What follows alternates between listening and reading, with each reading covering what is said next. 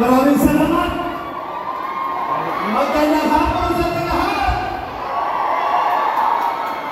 Una-una, magbibigay-pugay muna ako sa lahat ng mga kasamahan natin na sumabay ngayon sa rally na ito ngayong hapon na tinatawag natin ang ayusin natin ang Pilipinas rally. Una-una, tawagin mo muna ito mga tao nito, kagaya ninyo. Sila andito, kayo andito, sila andito sa ibang mga lugar dahil sa kanilang pagmamahal kay Pastor Apollo Kibuloy, dahil sa kanilang pagmamahal kay Pangulong Rodrigo Duterte, dahil sa kanilang pagmamahal kay Vice President Inday Sara Duterte, dahil sa kanilang pagmamahal sa buong senatorial slate ng PDP Laban. Itong mga tao na ito, wala itong tinatanggap na ayuda. Hindi ito hinahakot. Walang akap, walang AX, walang tupad. Pero mayroong pangarap na gaganda ang kinabukasan ng Pilipinas. Unahin natin tawagin ang ating mga kababayan sa Baguio. Kumusta kayo dyan? Pabalik-balik pa ito. Bagyo! Mga kababayan natin sa Bulacan, Santa Maria, Bulacan, at ating mga kababayan sa Cavite, Imus, Cavite. Masaya sila kahit walang tinatanggap na ayuda. Iba yung ikaw ay kumikilos dahil sa puso. Diba? Dahil sa puso yan! Tama? Tama! Ang ating mga kababayan sa Cainta, Rizal! Cainta, Rizal! Maganda pang live bawat. Ang ating mga kababayan sa Capiz, Rojas City! Kumusta kayo dan? Ayos! Ang ating mga kababayan sa Cebu! Dapat na no.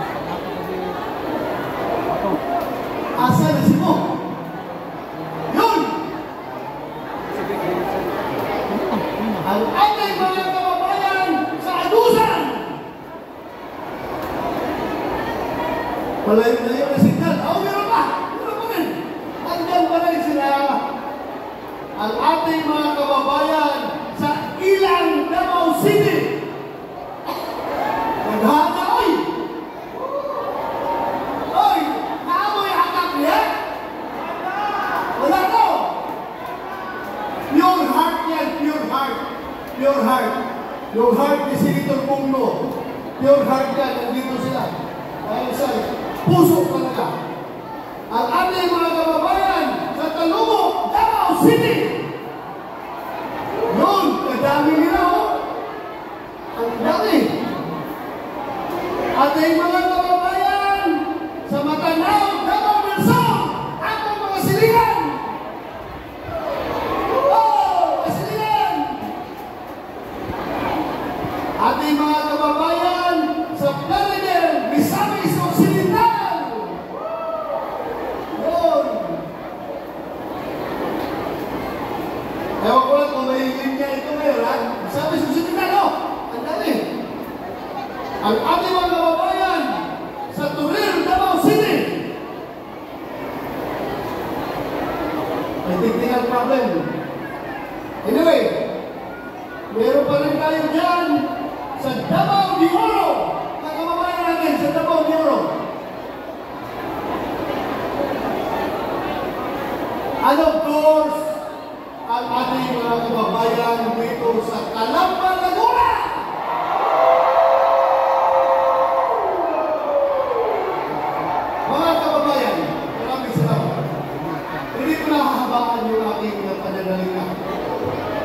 ako, gusto ko lang talagang siguruhin natin. Alam niyo, kagaya sa nangyari kayo, no? Andyan pa ating mga kababayan kahit walang ayuda. Anong ibig sabihin niyan? Isabay pa natin yung mga survey na nagsapaglabasan niyo na nakikita natin na lahat kami sa Philippine Laban ay pasok sa survey. Yan ang totoong survey! Yan ang totoong survey! Kami siyang sa Philippine Laban ay pasok sa Magic Valley. Anong indikator? Anong explanation yan? Anong explanation? Bakit gano'n? Yun ang sinasabi natin na protest vote na mga taong nasasaktan, na mga taong naiinis, at mga taong galit sa ginagawa ng kasalukuyan na pangyarihan.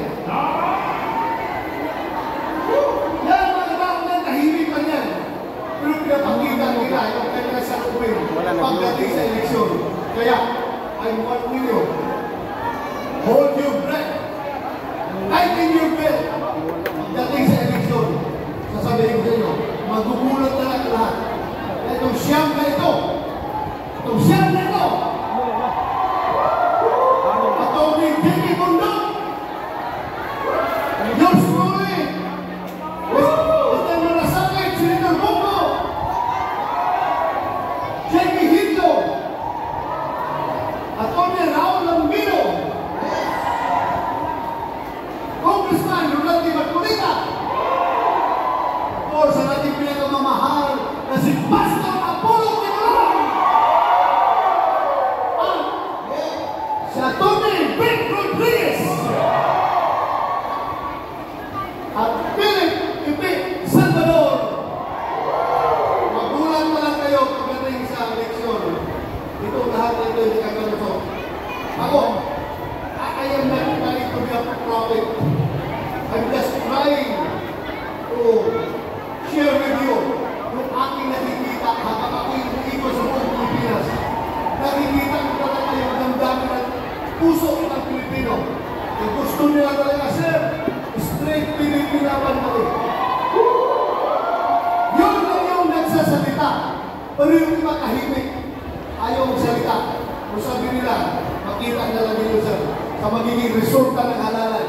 Tingnan nyo yung kalabasa niya. Kaya, sana tayo, huwag tayong mawala ng pag-asa. Fight pa rin tayo, party pa rin tayo! Ano yung nangyayari na yun, di ba? Everyday makita mo sa social media, meron nagpapalabas ng binablog na nila yung pagkagamit nila ng shabu. Makita nila, ginagawa ng live sa Facebook yung pagkagamit ng shabu. Ang masakla ko ito para itong mga tao na ito. Pakiramdam nila, ito na ang new normal. Normal lang nagagamit ka ng shabu. Normal lang yung pamayabong mo sa buong mundo na ikaw isang drug user. Bakit? Ano na nangyari sa utak ng ating mga kababayan?